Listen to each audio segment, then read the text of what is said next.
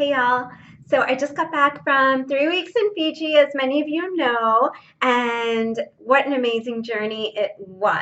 I will be sharing updates about my experiences and adventures I went on and life lessons that I learned along the way in my upcoming blogs over the next few weeks. So if you're not already on Shakti Vidya Yoga's weekly newsletter that comes out every Friday, just head over to our website, shaktividyayoga.com, to subscribe. This Friday, I'm going to be telling you about how I climbed a 50-foot pole. I'm going to tell you why I did it and what I learned along the way. But really for today, I wanted to pick up where I left off before I went to Fiji, which was sharing with you reflections from my daily readings of A Course in Miracles. I even took A Course in Miracles to Fiji with me and read it a bit while I was there. But for today, I want to share with you just a couple sentences from today's reading. So here it goes. Nothing outside yourself can save you. Nothing outside yourself can give you peace. This also means that nothing outside yourself can hurt you or disturb your peace or upset you in any way. You know, so often we move through our lives looking for things outside of ourselves to make us happy, to give us peace, to make us feel fulfilled and content, and to bring us joy. But so it may seem stark when we think, oh, nothing outside of us can actually do that. Well, then how can we find that peace? How can we find that happiness?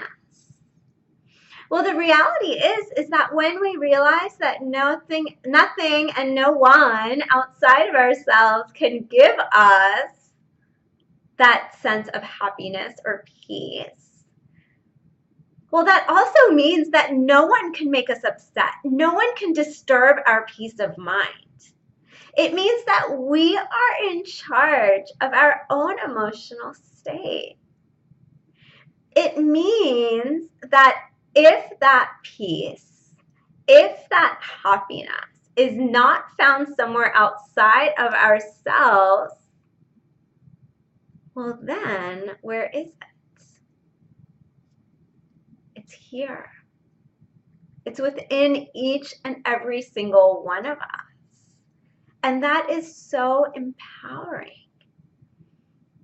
And so the big question is, so how do we find that? Yes, you're telling me it's within me, but I haven't been able to find it yet. Well, that's where all of these tools and practices can help us. Because there are years and years and years of conditioned patterns and layers that we need to start to let go of in order to let our light shine through so brightly. It's there. It is shining all the time. But what happens is that our conditioned habits, patterns, fears can sometimes cloud it up. And yoga even talks about that our practices, our yoga, our meditation, our breath practices, studying spiritual texts, like I'm going through A Course in Miracles right now and sharing it with you, all of these things help to clear up the cloudiness.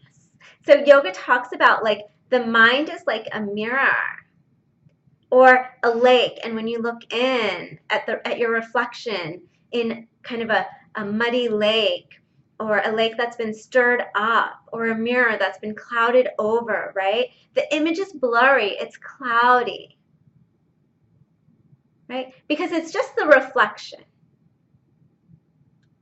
But when we start to kind of, using the example of the lake, when we let the water still, all the mud settles to the ground and it's clear. And we're able to see that clear reflection of ourselves. And that's what the yoga practices help us to do. And when we do that, we see that that peace, that happiness, that love, that joy is all already within us.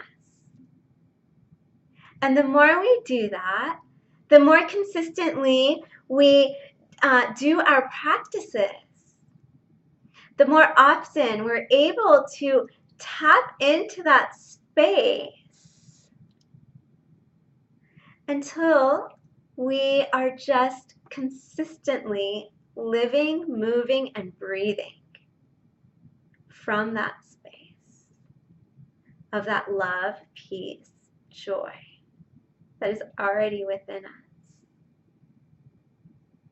And with that, I am sending you so much love this beautiful day.